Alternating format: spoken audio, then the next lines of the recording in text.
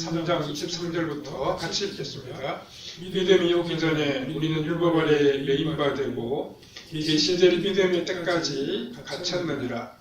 이같이 율법이 우리를 그리스도께로 인도하는 초전 조사가 되어 우리로 하여금 믿음으로 말미암아 의롭다함을 얻게 하려 함이라. 믿음이 온 후로는 내가 초전 조사에 있지 아니하도다.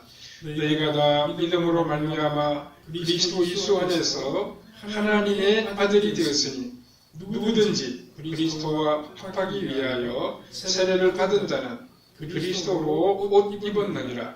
너희는 유대인이나 헬라인이나 종이나 자유인이나 남자나 여자나 다 그리스도 예수 안에서 하나이니라. 너희가 그리스도의 것이면 곧 아브라함의 자손이요 약속대로 유업을 이을 자니라. 아멘. 오늘은 믿음이 온 후로는 이라는 제목으로 이렇게 말씀을 생각해 보겠습니다. 과거에 우리나라에 이 졸부라고 하는 말이 유행이 된 적이 있었습니다. 그러니까 졸지에 부자가 된 사람, 갑자기 부자가 된 사람, 그런 뜻이었죠.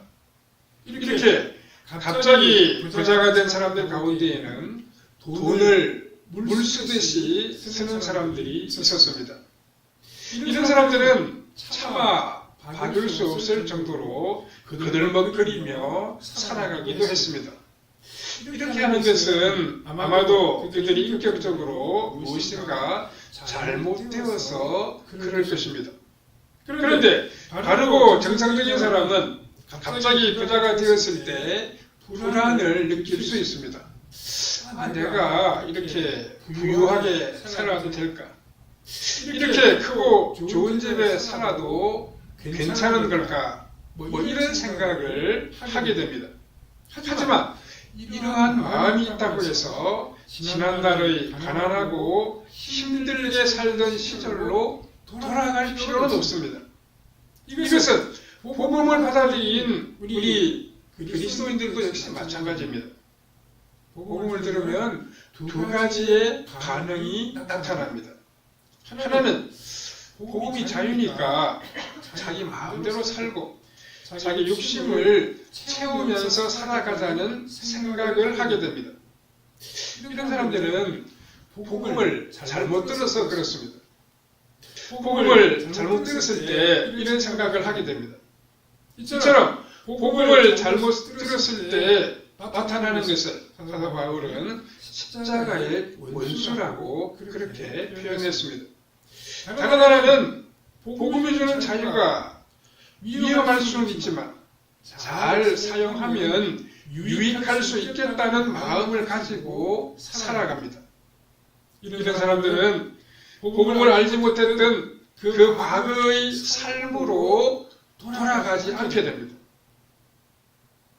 우리는 오늘의 본문을 통해 복음을 알지 못했던 믿음이 오기 전의 삶을 먼저 생각해 보아야 합니다.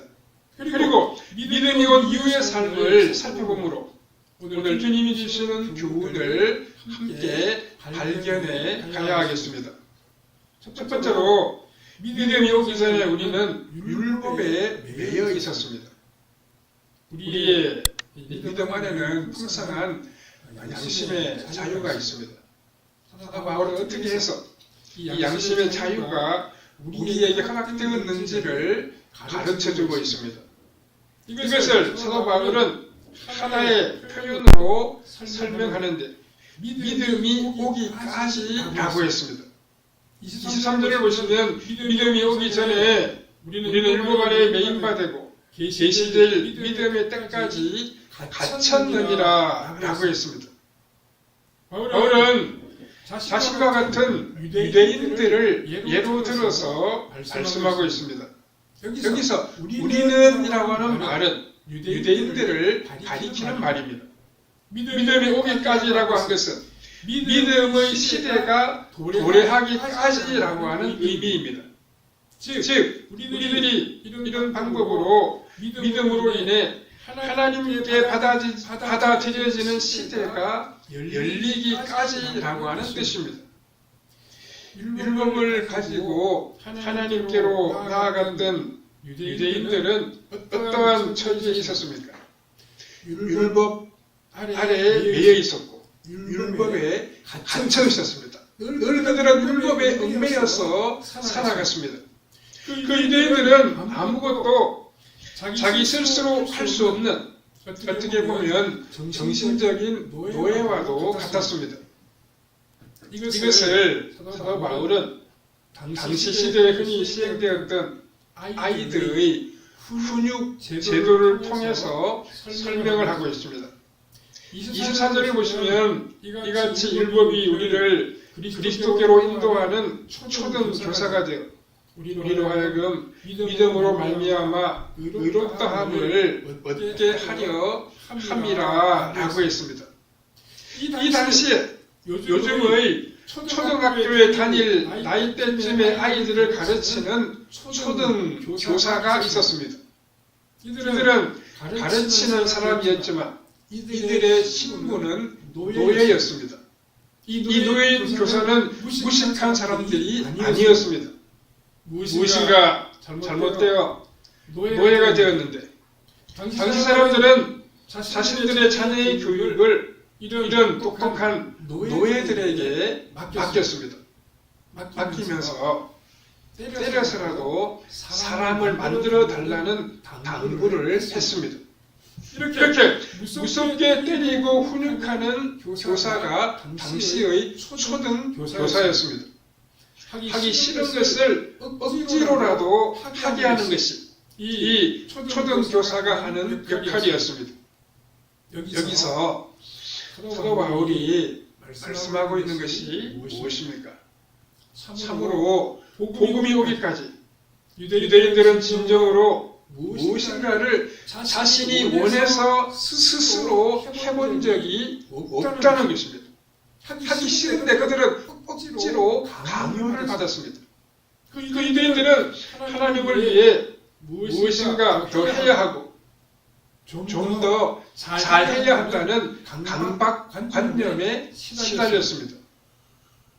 율법이 사람을 지배하는 특징을 한마디로 드러내는 것이 바로 강박관념입니다. 항상 그들에게는 무서운 양심의 채찍이 뒤따라왔습니다. 잘해도 잘했다고 여기는 것이 없었습니다. 늘 무엇인가 부족하고 잘못되어 있다고 느꼈습니다. 그러나 복음이 온 다음에는 참된 양심의 자유가 무엇인지를 알게 되었습니다. 이것은 유대인들만 그런 것이 아니었습니다. 모든 사람들이 믿음의 법을 배우기까지는 자유함을 누리지 못했습니다. 우리에게 이 믿음의 법이 오기 위해서는 두 가지가 이루어져야 합니다. 하나는 예수 그리스도께서 우리를 위하여 죽으셔야 합니다.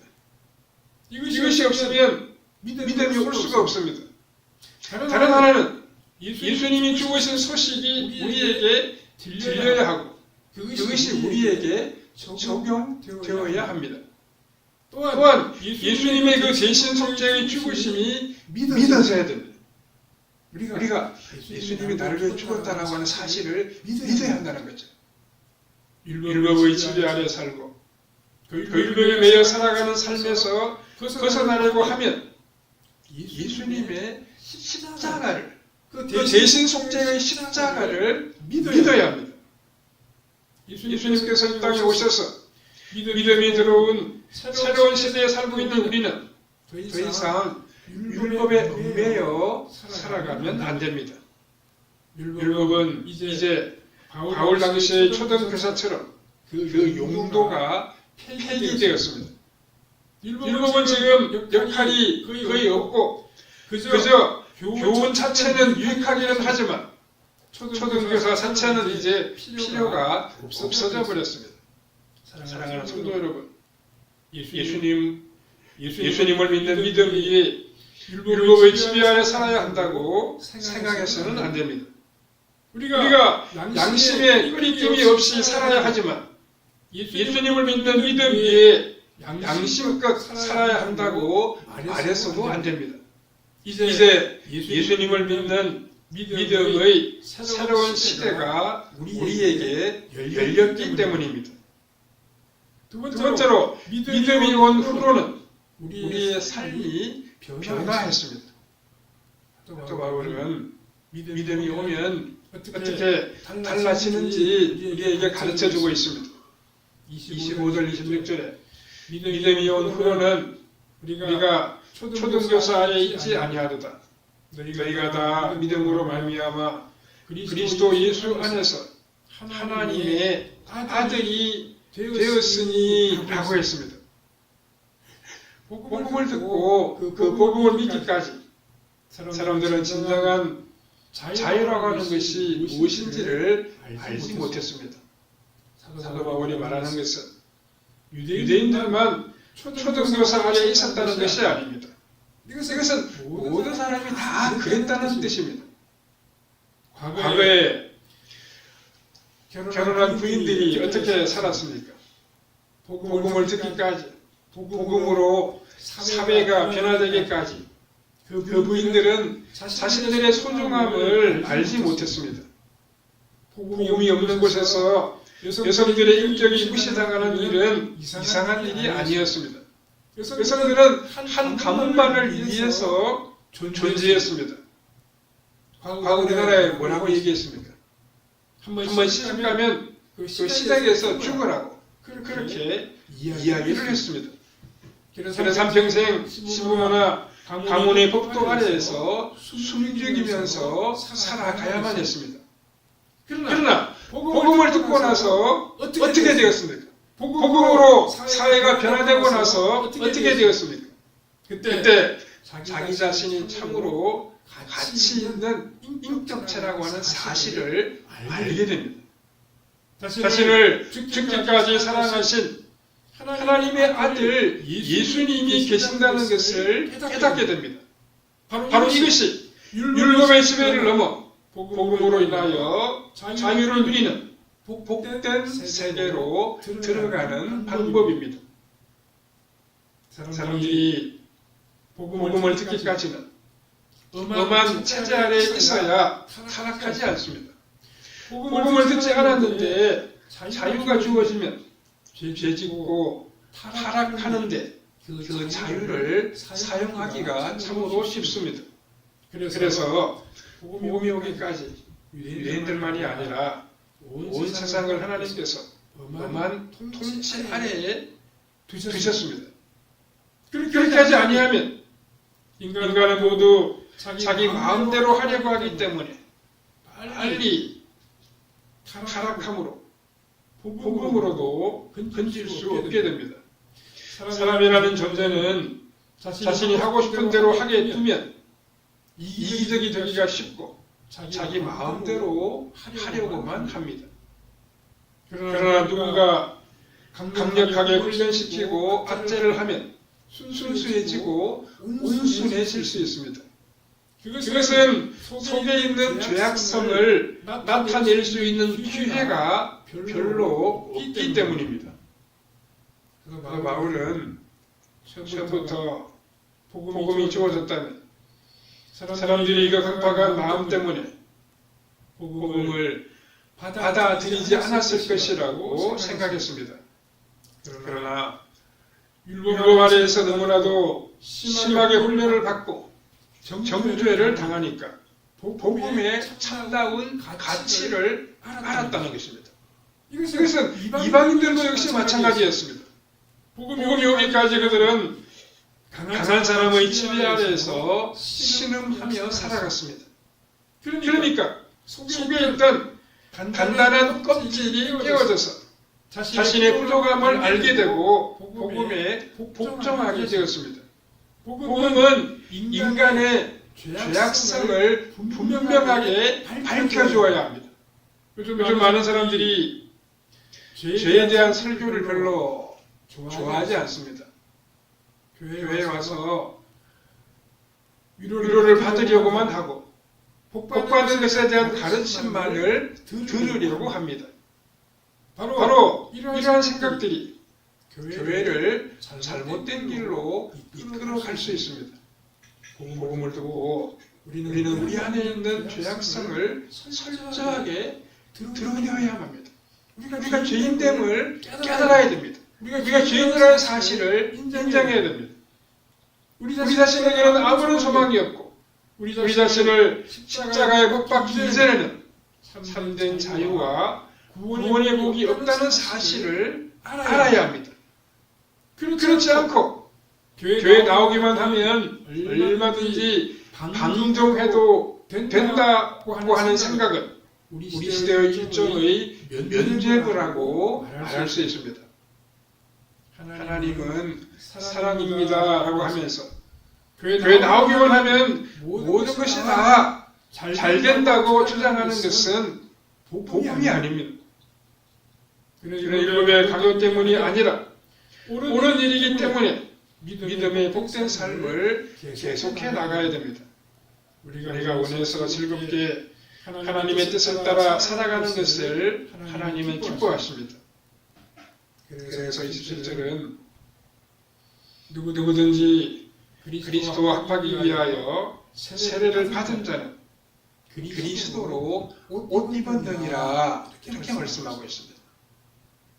옛날에는 초등교사의 지도 아래에서 엄한 훈련을 받다가 성인이 되면 그 아이의 옷을 벗기고 새로운 옷을 입혀 주었습니다.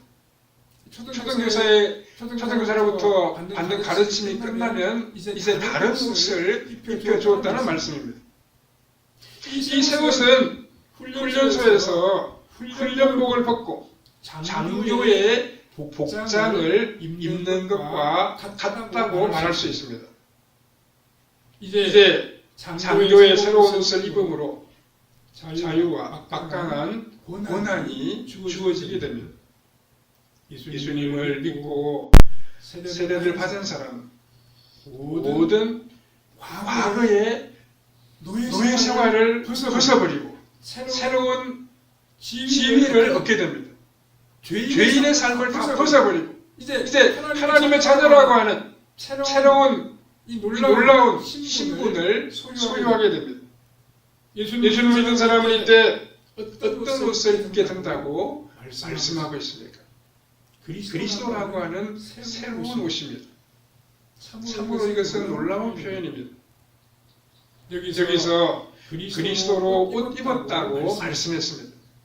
어떻게 그리스도로 옷을 입을 수 있겠습니까? 그리스도로 옷을 입는다는 것은 우리가 그리스도와 같은 지위와 신분을 하나님 앞에서 얻는다는 뜻입니다. 하나님께서 우리를 보실 때 그리스도와 같이 보십니다. 왜냐하면 그리스도로 옷 입었기 때문입니다. 이제 우리는 하나님 앞에서 너무나도 존귀한 사람들이 되었습니다. 우리 속에 여전히 죄악성이 남아있기는 하지만 하나님께서 우리를 보실 때 그리스도만 보시기 때문에 우리를 여전히 계속해서 사랑하여 주십니다. 그 대신에 우리 어떻게 살아가야 됩니까? 항상 예수 그리스도로 옷 입고 있어야 됩니다. 예수님의 옷을 우리가 입고 살아가야 한다는 말씀입니다. 이 옷을 절대로 벗어서는 안 됩니다. 우리가 그리스도인이면 그리스도의 뜻대로 행하는 사람이라고 하는 사실을 늘 밝히고 살아가야 한다는 말씀입니다. 세 번째로 믿음이 온 후로는 참된 자유를 누리게 됩니다. 28절을 보시면 너희는 유대인이나 헬라인이나 종이나 자유인이나 남자나 여자나 다 그리스도 예수 안에서 하나이니라 라고 말씀했습니다. 바울이 살던 시대에 그 어떤 사람도 유대인과 이방인이 절대로 하나 될 수 없다고 생각했습니다. 유대인과 이방인은 전혀 신분 자체가 다른 사람이라고 여겼습니다. 더구나 자유인과 종이 같다고 여기지를 아니했습니다. 또 남자와 여자가 같을 수 있고 동등한 권리를 지니고 있다고 생각한 사람은 한 사람도 없었습니다. 그러나 누구든지 이 복음을 믿는 자는 유대인이나 헬라인이나 종이나 자유인이나 남자나 여자가 다 예수님 안에서 하나라고 선언하고 있습니다. 지금까지 이 세상에서 수많은 선언이 있어 왔지만 오늘 본문에서 바울이 말씀한 이 선언보다 더 위대하고 복된 선언은 없을 것입니다. 오늘날에 와서는 이 본문 28절의 선언이 모두 다 당연하게 받아들여지고 있습니다.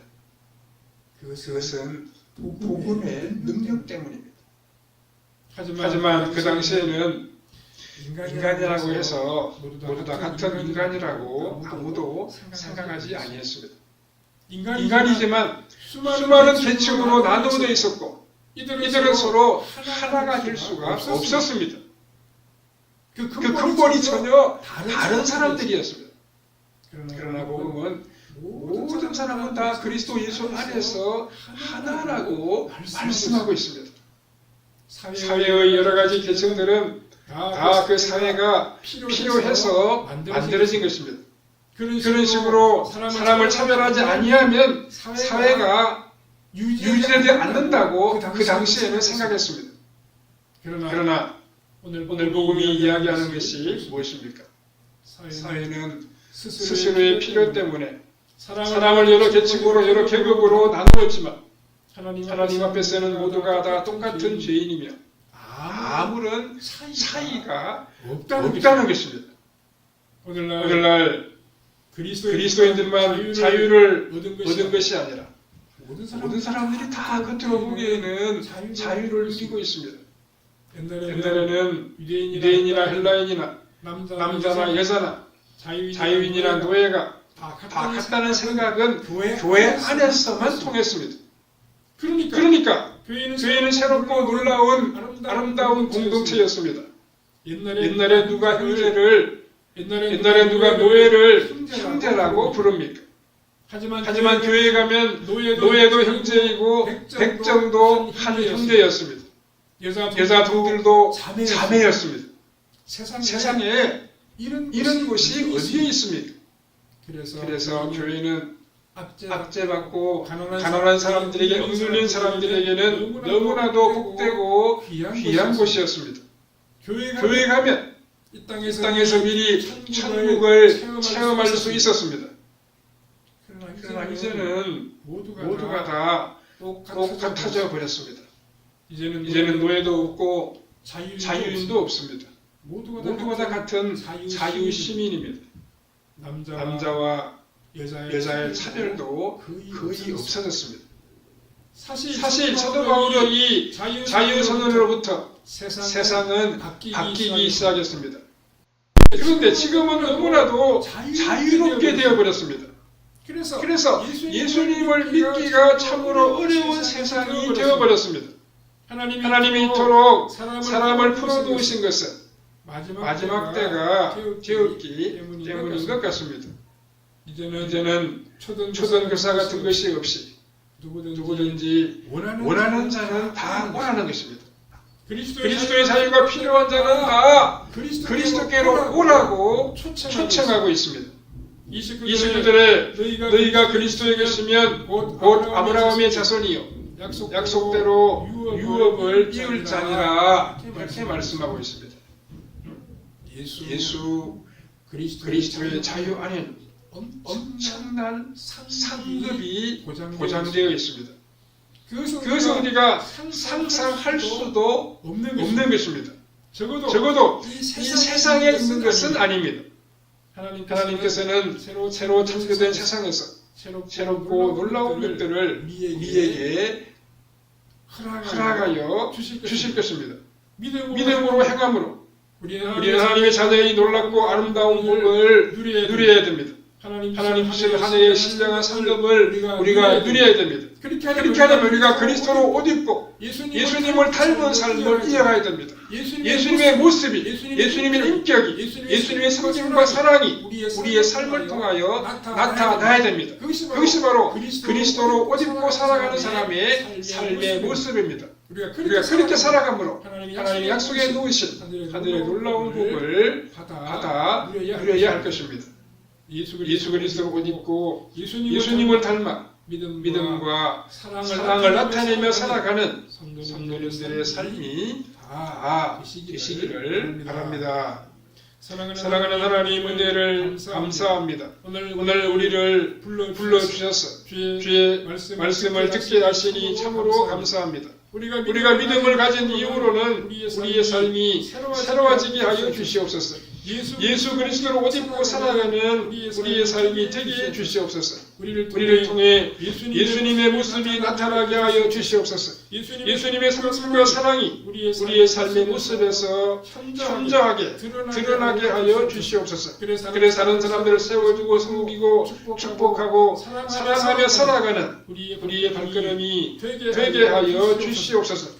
그래서 우리 모두가 하나님 나라의 아름답고도 놀라운 상급을 받아 누리는 복된 사람들 되게 해주시기를 원하옵고 예수님의 거룩하신 이름으로 기도하옵나이다. 아멘.